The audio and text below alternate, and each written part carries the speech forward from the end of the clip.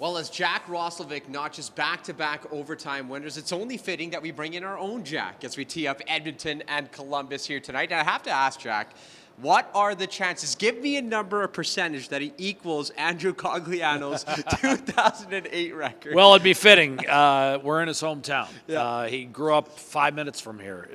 Was where he lived growing up, and obviously, Jack Roslovic is a guy who is part of, like, we've seen more and more guys from the Midwest. There's blossoming youth programs around Ohio and Pennsylvania, and he was part of that, and he obviously is feeling it. He's a slick player. He speaks the same language as Connor McDavid and Leon Draisaitl, even if he, like most players in the NHL, not necessarily on their level, and a guy that set him up, for me last night, really stamped his mark on the game as well. And I feel like this guy's been coming for a while. Yeah, and that's Matt Savoie. So the Oilers, they've gotten 2 overtime goals in a row from Jack Roslovic. Yeah. Perhaps, most notably, 2 overtime goals in a row where, McDavid and Draisaitl didn't really figure in the picture. And, it'd be fitting in his hometown if he could somehow duplicate Andrew Cogliano's amazing feat. I'm not going to hold him to that. I'm sure Oiler fans, for the sake of, their physical health, would like it done within the regulation 60 minutes. But we're in a city where nothing's come easy. The head-to-head rivalry here has been dictated by the home team. We saw that when the Oilers dug themselves out of a hole with 7 minutes to go against Columbus on Monday to keep that going. The home team has won 9 of 10. In fact, Tony, tonight Edmonton will dress exactly 3 players who were in the lineup the last time the Oilers won here back in October of 2019. Yeah, it's been 4 straight visits here at Nationwide, and they haven't come out with the W. What is it about the Columbus Blue Jackets that seems to give the Oilers these fits? Well, I think it's, what I would suggest to you is it's a lot what we've talked about this season as far as finding the right motivation. Yeah. Columbus is not a club that traditionally jumps out at you as a threat. I think the Oilers for several years now have responded best when challenged or the perception of a threat is there. Yeah. I think at times they play to the level of their competition. And the Jackets are an improved club, but traditionally they have not been stamped as a championship contender.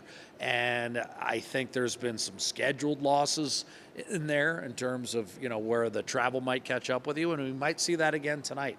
I think the Oilers would be wise to have their legs moving early. You often do on the second of a back-to-back. You'll have your legs more earlier in the game than you will later. Yeah. I think we saw that in Dallas a couple of weeks ago when Edmonton was on the second of a back-to-back, played reasonably well, and then kind of ran out of gas, and the Stars caught them late. The Oilers, they showed real promise against Philadelphia. Large stretches of domination of a club that's quite frankly not as good as them. The Oilers have the ability to do that still, even though they're not off to the kind of start they would have all hoped for this year. They're still capable of that. They'd be wise to bring that kind of game tonight because Columbus is a team that's first game back after playing 4 time zones, and it's going to be a challenge for them. If they get their legs moving early, Tony, they're going to have a chance to break this one open. Yeah, and the Edmonton Oilers just 3 days ago became the only team in the NHL so far this season to have multi-goal comebacks just in the third period alone. And of course, Jack Roslovic was a big reason for that. And that was against Columbus. And that was against Columbus. And they're going to be thinking about that game. So they're going to be motivated. That's why I'm saying I think, look, you always hear that with a coach, right? The start's important. Yeah. I think it's important tonight. I think if Edmonton can set Columbus back on its heels a little bit and establish itself and assert itself early, I think then you're going to see the effects of sometimes that it's a real thing, that first game back after a long road trip. And one player right now that's been turning the key and starting the ignition, a player that you've already mentioned, is Matt Savoie. Matt Savoie, he loves Philadelphia. Yeah, first and clearly. Foremost. Yeah, at first.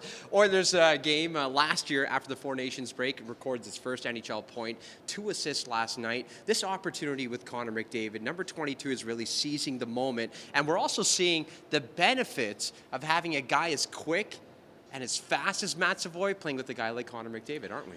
Well, it's not just the speed at which he plays, but I also think for a guy who's not the biggest guy on the roster, he plays with a certain grit that I think McDavid appreciates. He's able to fish some pucks out of corners.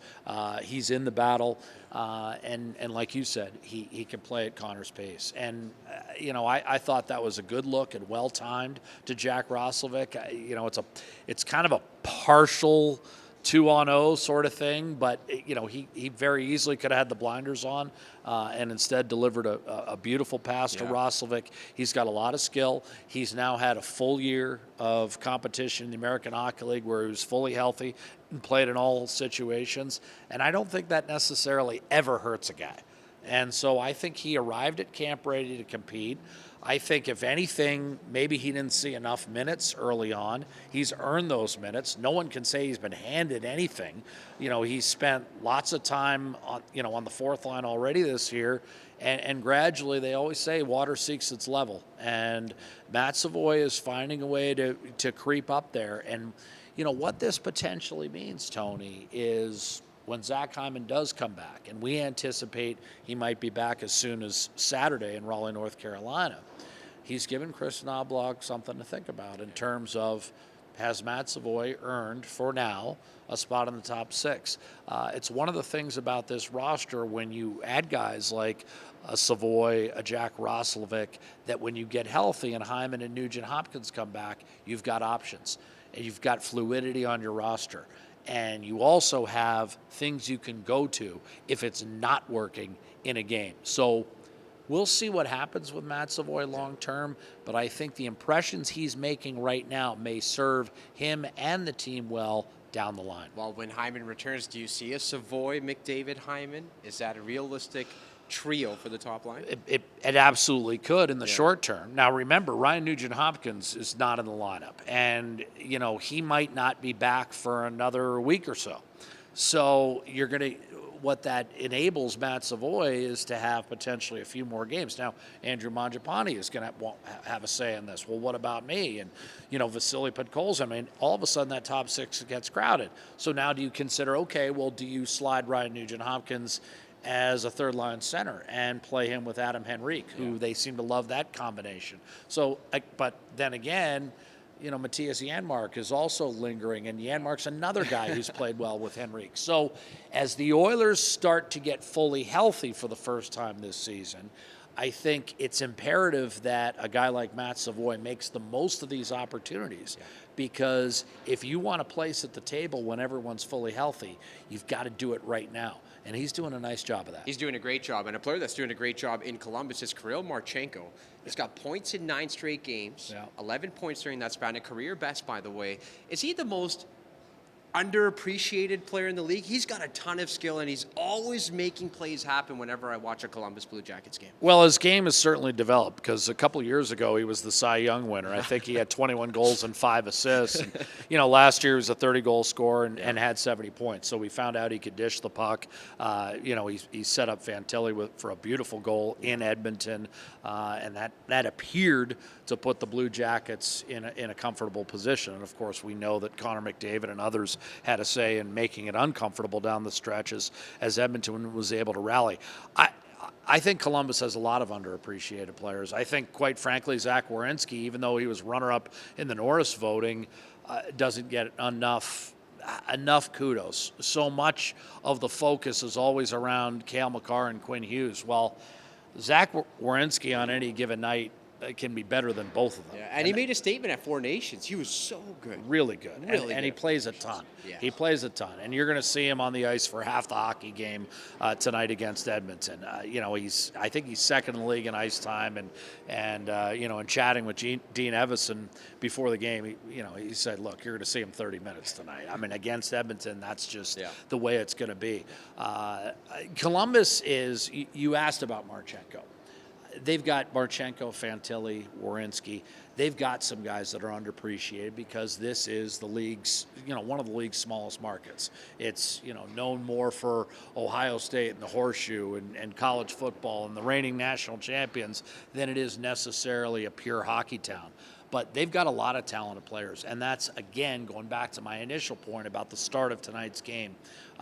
They're a good team. They're not on Edmonton's level, and the Oilers would be wise to establish that early on because, if you don't put Columbus away early, Columbus can beat you. And Columbus should have beaten Edmonton on Monday night. They will beat Edmonton if the Oilers aren't at or near their best tonight. And the reason why the Oilers won that night, Connor McDavid. He was not allowing the Edmonton Oilers to lose that night, just like Chris Knobloch said post-game. Well, McDavid has 31 points in his last 15 outings against the Columbus Blue Jackets. He also has 72 career game-winning markers, matching Leon Draisaitl and Glenn Anderson for the most in Oilers franchise history. But we want to see one game winner tonight. Well, it's been a three-way tie for a while now, yeah, so maybe he's overdue. Yeah, but we want to see number 28. I'm just going to manifest it, and I'm also looking forward to maybe what Jack Michaels has to say on the mic on Sportsnet.